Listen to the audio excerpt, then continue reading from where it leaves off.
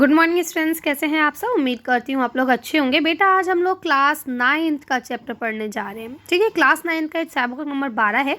तो हम लोग पढ़ेंगे इसको। वीडियो का पैटर्न सेम ही रहेगा। पहले हम लोग इस चैप्टर को डिस्कस कर लेंगे, इसके बाद क्वेश्चन आंसर्स देखेंगे, लिख के देखेंगे ताकि आप लोगों को आसानी रहे। ठीक है, चलिए तो पढ़ना शुरू करते हैं। आज हमारे चैप्टर का क्या नाम है, बेवकूफ़ कहेंगे, है ना। अक्सर हम लोग गुस्से में आके कह देते हैं कोई हमारा काम खराब कर दे, कोई काम बिगड़ जाए, है ना, हम कुछ कर रहे हैं वो आके तोड़ दे, गिरा दे, तो हम उससे क्या कहते हैं, बेवकूफ़ कहेंगे, है ना।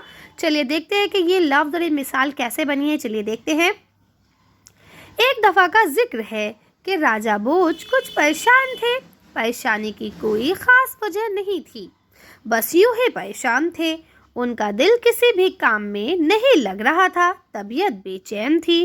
उनके समझ में नहीं आ रहा था कि क्या करें क्या ना करें। उन्होंने सोचा रानी के पास चलकर बैठें, शायद इस तरह दिल बहल जाए। सोचते सोचते वो बेख्याली में रानी के कमरे में चले गए। उन्होंने रानी को पहले से इत्तला भी नहीं भिजवाई कि वो आ रहे हैं।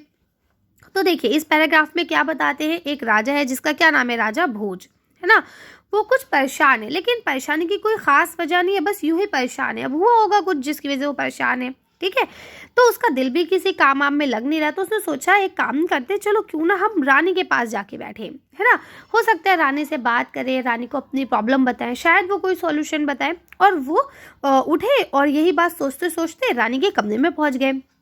अच्छा देखिए, हर जगह के कुछ आदाब होते हैं ना, जैसे आपके स्कूल के कुछ रूल्स होते हैं ना। आदाब मतलब रूल्स, है ना। कुछ आदाब होते हैं। भाई आप किसी के घर जाते हैं तो उन्हें पहले कॉल करते हैं ना कि भाई हम आ रहे हैं, है ना। और अगर नीचे डोर पे भी खड़े होते तो डोर बेल बजा के या लॉक करके अंदर जाते हैं, है ना। क्योंकि क्या मालूम कौन क्या कर रहा है, घर पे है नहीं है, हम पहुंच गए साहब, है ना। तो क्या मतलब है, हर चीज़ के अपने आदाब होते हैं। अब रानी के कमरे में जाने के आदाब ये थे कि उन्हें पहले से ही बताया जाता था कि भाई हम आ रहे हैं, है ना। तो उससे क्या है कि रानी अब सही हो जाए। अगर उनके कमरे में कोई उनके दोस्त या गेस्ट वगैरह कोई भी बैठे हैं तो अपने अपने काम में चले जाए, रानी आराम से उनका इंतज़ार करें। ये चीज़ें हुआ करती थी, लेकिन वो चुपचाप अंदर चले गए। वो ख्याली में थे, बेख्याली में चले गए, है ना। और उन्होंने इत्तला नहीं भिजवाई, यानी पहले से उन्होंने किसी गुलाम से, किसी खादिम से कहलवाया नहीं कि भाई मैं आ रहा हूँ, है ना। आगे क्या होता है चलिए देखते हैं। रानी उस वक्त अपनी एक सहेली के साथ बैठी थी। वो दोनों आपस में कुछ बातें कर रही थी। राजा भोज ने कुछ सोचा न समझा, सीधे रानी की तरफ बढ़े और बेख्याली में रानी और उसकी सहेली के बीच जाकर बैठ गए। आई बात समझ में कि क्या है। अब मतलब बीच आकर खड़े हुए। रानी की सहेली ने राजा को अपने इतने करीब देखा तो मारे शर्म के दोरी हो गई और लज्जाती घबराती वहां से भाग खड़ी हुई। अब देखिए क्या है, मैंने भी आपको बताया ना कि कोई क्या कर रहा है, कोई किस काम में मसरूफ है। तो यहाँ रानी और रानी की जो सहेली है दोनों क्या कर रही हैं, आपस में बातें कर रही थी, है ना। अब जब बादशाह आ गए और वहाँ उन दोनों के बीच में आके देखिए ऐसे खड़े हो गए, तो वो जो है डर के शर्मा के वहाँ से भाग गई कि भाई ये बादशाह इतने आके क्यों बैठ गया हमारे बीच में, है ना। और वैसे भी पहले पर्दे का कॉन्सेप्ट था, है ना, है आज भी, लेकिन अब हम नहीं मानते तो उसमें क्या कर सकते हैं। खैर, राजा भोज महल के आदाब का हमेशा ख्याल रखते थे। आगे बात समझ में। ये पहला मौका था कि वो इत्तला दिए बगैर आदाब के खिलाफ उस तरफ अचानक रानी के पास चले गए, है ना। तो कहते हैं रानी को ये बात बहुत बुरी लगी। वो एकदम से बोल उठी, बेवकूफ़ कहेंगे, है ना। अब ऐसा हम भी करते हैं ना, अगर हमें कोई बात समझ नहीं आती, कोई इस तरह से हमारी मर्जी के खिलाफ करे तो हम भी तो ऐसे ही बोल देते, बेवकूफ़ कहेंगे। वही रानी ने बोल दिया।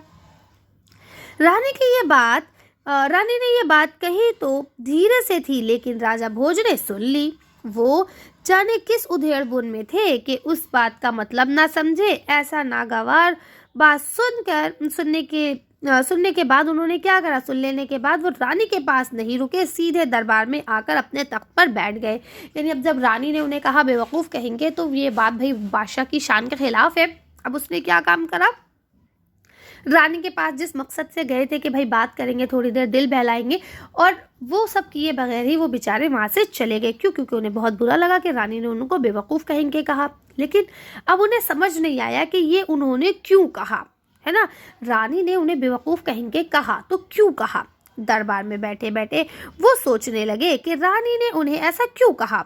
वो जितना ज़्यादा सोचते जाते थे उनकी उलझन उतनी ही ज़्यादा बढ़ती जाती थी। रानी ने जवाबात कही थी, है ना। जो बात अब रानी ने कही थी उसकी वजह से उनकी समझ बिल्कुल नहीं आ रही थी। यानी कि अब रानी ने जो बात उनसे कही वो बात उनको बिल्कुल भी समझ में नहीं आ रही थी। वो पहले से भी ज़्यादा बेचैन और परेशान हो गए। यानी अब उनकी बेचैनी और परेशानी जो थी वो मज़ीद बढ़ गई, है ना। फिर तो उनकी ये हालत हो गई कि इस बात के अलावा उनके दिमाग में कोई और बात ही ना रही। यानी अब उनकी हालत इतनी ज़्यादा ख़राब हो गई थी, इतनी ज़्यादा उनकी बेचैनी बढ़ गई थी कि अब उनके दिमाग में सिर्फ यही बात गूंजी जा रही थी और कोई बात उनको समझ में ही नहीं आ रही थी। दरबार में जो कोई भी आता, राजा उसे देखकर धीरे से कहते, बेवकूफ़ कहेंगे। लेकिन ये बात इस तरह कहते कि जैसे कह रहे हैं वो सुन ले, है ना। मतलब कहते तो धीरे से, लेकिन ऐसे कहते कि जिसे हम कह रहे हैं वो सुन ले।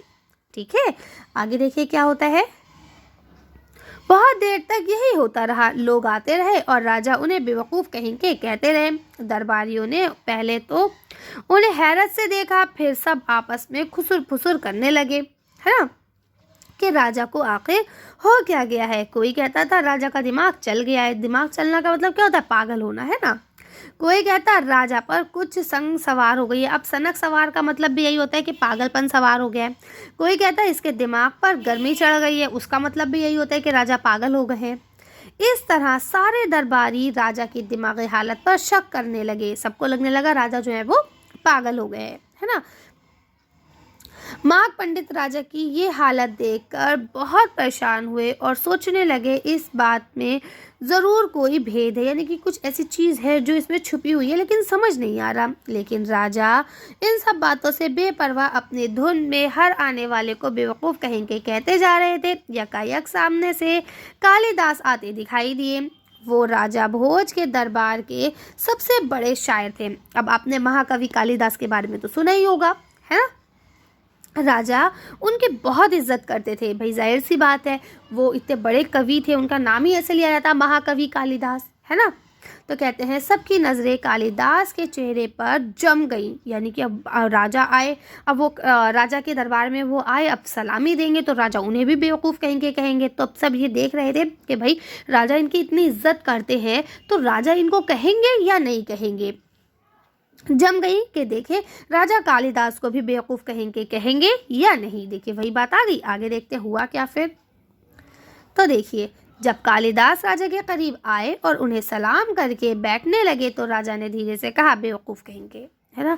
कालिदास ने राजा की बात सुन ली। वो बैठते बैठते रुक गए। यानी वो बैठने जा रहे थे लेकिन वो रुक गए। कह रहे बादशाह ने मुझे ऐसा क्यों कहा, जबकि बादशाह तो मेरी इतनी इज्जत करते। उन्होंने पहले तो राजा की तरफ गौर से देखा। राजा बहुत संजीदा नज़र आया। फिर उन्होंने दरबारियों पर एक नज़र डाली, है ना। यानी उन्होंने पहले राजा को देखा और उसके बाद जितने दरबारी थे उनकी तरफ देखा। क्योंकि जब भाई कहीं का माहौल गर्म होता है तो वहाँ पे बैठे हुए लोगों के चेहरे भी अलग ही होते हैं, है ना। ये कहते हैं ना हवाइयाँ उड़ी हुई होती है चेहरों की। खैर आगे क्या हुआ, कहते हैं सारे दरबारी खामोश थे और उन्हीं को देख रहे थे। कालिदास भी संजीदा हो गए। थोड़ी देर तक वो कुछ सोचते रहे और फिर बोले। अब देखिए उन्होंने यहाँ कुछ अशार कहे। क्या कहे? गलती हो मुझसे तो माफ़ करो, राजा जी मेरे साथ इंसाफ करो। रास्ते के बीच में मैंने कुछ खाया नहीं, बेसुर गाना कोई गाया नहीं, गुजरी हुई बातों की चिंता ना की, एहसान करके जताया नहीं ना कभी। दो लोग करते हो बातें जहाँ उनके बीच पहुँचा ना भूल के कभी, है ना। ठीक है, कहते हैं बात में आपकी जो भेद है गहरा, तो बताओ क्या करूं, बताओ क्यों करके मैं बेवकूफ़ ठहरा। अब देखिए, अब इंसान को अगर बेवकूफ़ कहा जाएगा तो इन्हीं में से किसी एक गलती पे कहा जाएगा। जैसे कि भाई पहले तो कहते हैं भाई बादशाह साहब अगर मुझसे कोई गलती हुई हो तो मुझे माफ़ कीजिए और मेरे साथ इंसाफ कीजिए। कहते हैं रास्ते के बीच में मैंने कभी कुछ नहीं खाया, है ना। तो ये एक पहले ज़माने में ये गलत आदाब माने जाते थे कि रोड पे खड़े होके कुछ खा रहे हैं, है ना। ये कहा जाता था कि भाई जो भी खाना है आप ख़रीद लाए घर ला के खाएं। तो ये सब गलत उसमें माने जाते थे। तो कहते हैं कि कभी मैंने रास्ते के बीच में खड़े होके कुछ नहीं खाया, है ना, और बेसुर गाना नहीं गाया। अगर कोई गाना बेसुरा गाता है तो उसे कहते हैं चलो बेवकूफ़ कहेंगे, है ना, आता नहीं है, आ गए गाना गाने। कहते हैं अब गुजरी हुई बात पे कभी मैंने चिंता भी नहीं की, यानी जो बात गुजर गई है उसको कभी मैंने सोचा नहीं, है ना, और एहसान करके कभी जताया नहीं, क्योंकि ये भी गलत बात होती है। अगर हम किसी के साथ कोई अच्छा काम करते हैं, उसके ऊपर कोई एहसान करते हैं और अगर हम उसे जता देते हैं तो फिर वो एहसान नहीं रहता, है ना। तो ये सब गलत बातें हैं, ये सब मैंने कभी नहीं की। दो लोग करते हो बातें जहाँ उनके बीच पहुँचाना भूल के कभी। अब देखिए, रानी और रानी की दोस्त बातें कर रही थी ना, और बादशाह उन्हीं के बीच में पहुंचा था, तभी उनको बेवकूफ़ कहीं के कहा गया था। आई बात समझ में। अब जैसे ही बादशाह ने ये बात सुनी, बादशाह का दिमाग खुल गया। क्या बोलते, देखिए यहाँ लिखा, अब राजा की समझ में सारी बात आ गई थी कि रानी ने उन्हें बेवकूफ़ कहेंगे क्यों कहा था वो कालिदास की। इस बात पर बहुत खुश हुए। आई बात समझ में, क्योंकि राजा ने ये गलती की थी, इस वजह से रानी ने उन्हें बेवकूफ़ कहेंगे कहा था। ठीक है, अब आगे क्या कहते हैं, बात में आपकी जो भेद है गहरा तो बताओ, क्यों कर मैं बेवकूफ़ ठहरा, है ना। यानी आपकी बात में तो भेद है, अब ये बताओ भेद मतलब क्या होता है, राज, है ना। आपकी बात में जो इतना गहरा राज है तो मैं क्यों बेवकूफ़ ठहरा, ये ज़रा मुझे बताइए आप। तो इस तरह से एक छोटी सी कहानी थी जिसे बहुत ज़्यादा घुमाया गया था, और लास्ट में पता ये चलता है कि बादशाह को समझ नहीं आ रहा था कि उन्हें बेवकूफ़ क्यों कहा गया, है ना। और जब कालिदास ने आके अपने अशार पढ़े तो उनसे पता चल गया कि राजा की गलती की वजह से कालिदास ने रानी ने उन्हें बेवकूफ़ कहा था। ठीक है, अब आ जाते हैं आपके लफ्ज़ मायने पे। तो यहाँ लिखा है, शर्म से दोहरी होना, ये मुहावरा है कि शर्म से झुक जाना। आदाब यानी तौर तरीक़े, उधेड़-बुन यानी उलझन, नागवार ऐसी चीज़ जो पसंद ना की जाए, है ना। खुसुर फुसुर करना, चुपके बातें करना, है ना, ये भी एक मुहावरा है। अब देखिए यहाँ पे आपके 6 सवाल जवाब दिए गए हैं, खाली जगह दी गई है, इसके बाद यहाँ पे आपके लफ्ज़ों से जुमले बनाने को दिए गए हैं, है ना, और जमा बनाने को दिया गया है। इसके अलावा यहाँ पे फ़िक्रमंद, है ना, जैसे यहाँ लिखा है सबक में लफ्ज़ फ़िक्रमंद इस्तेमाल हुआ है जिसके मायने हैं फ़िक्र करने वाला। आप भी नीचे दिए हुए लफ्ज़ों के आखिर में मन लगाकर एक नया लफ्ज़ बनाइए और उनके मायने भी लिखिए। तो चलिए इसके भी हम लोग आंसर लिख कर ही देखेंगे। ठीक है, इसके अलावा 7वां क्वेश्चन है, 8वें में क्या लिखा है, अमली काम है। तो अमली काम में लिखा है, इस कहानी को अपने स्कूल के सालाना जलसे में उस्ताद की मदद से स्टेज पर कीजिए, यानी कि इसको आपको प्ले करना है ना। तो ये काम तो आप लोग खुद से ही करेंगे, स्टेज पे प्ले करना। अगर आपके टीचर करवाते हैं तो आप लोग कीजिएगा, अदरवाइज़ तो कोई मसला है ही नहीं। ठीक है, चलिए अब हम लोग आंसर्स देखते हैं फटाफट से, फिर वीडियो को फिनिश करेंगे। अभी आपका पहला सवाल दिया गया है, राजा भोज बेख्याली में कहाँ पहुँच गए। तो आप बता सकते हैं कि राजा भोज बेख्याली में रानी के कमरे में पहुँच गए। ठीक है, अगले सवाल पे आते हैं। तो यहाँ लिखा हुआ है, रानी की सहेली अचानक कमरे से क्यों भाग खड़ी हुई। तो लिखते हैं, जब राजा बेख्याली और बगैर इत्तला किए रानी के कमरे में पहुँच गए तो बगैर सोचे समझे रानी और उसकी सहेली के बीच में जाकर खड़े हो गए। ठीक है, तो राजा को अपने इतना पास देखकर रानी की जो सहेली थी वो शर्माती घबराती वहां से भाग गई। ठीक है, आगे चलते हैं। अगला क्वेश्चन लिखा है, रानी ने अपनी नागवारी का इजहार राजा से किस तरह किया। तो उन्होंने जो अपनी नागवारी का इजहार किया, क्योंकि उन्होंने आदाब महफिल को तोड़ा था, है ना, तो उन्होंने क्या कहा, बेवकूफ़ कहेंगे कहा। ठीक है, आगे लिखा है, रानी की कही हुई बात का राजा पर क्या असर हुआ। तो यहाँ लिखते हैं, रानी की कही हुई बात का राजा पर यह असर हुआ कि वो रानी के पास नहीं रुके और दरबार में जाकर बैठ गए, है ना, और बैठे बैठे ये सोचने लगे कि रानी ने उन्हें ऐसा क्यों कहा है। वो जितना सोचते थे उनकी उलझन में उतना ही इजाफा होता था। इसकी वजह से उनकी समझ में बिल्कुल नहीं आ रहा था, यानी कोई भी बात उनको समझ में नहीं आ रही थी। वो पहले से ही ज़्यादा बेचैन और परेशान हो गए थे। इसके अलावा उनके दिमाग में कोई और बात नहीं रुक रही थी। ठीक है, अगला क्वेश्चन देखिए, यहाँ लिखा हुआ है, दरबारियों ने राजा के बारे में क्या कहना शुरू कर दिया था। तो आपको पता है कि क्या कहा था सबने। कोई कहता था कि राजा का दिमाग चल गया है, तो कोई कहता था सनक सवार हो गई, और कोई कहता था कि दिमाग पर गर्मी चढ़ गई है। ठीक है, अगला सवाल पे आ जाइए। लिखा है, कालिदास की बात सुनकर राजा की समझ में सारी बात आ गई।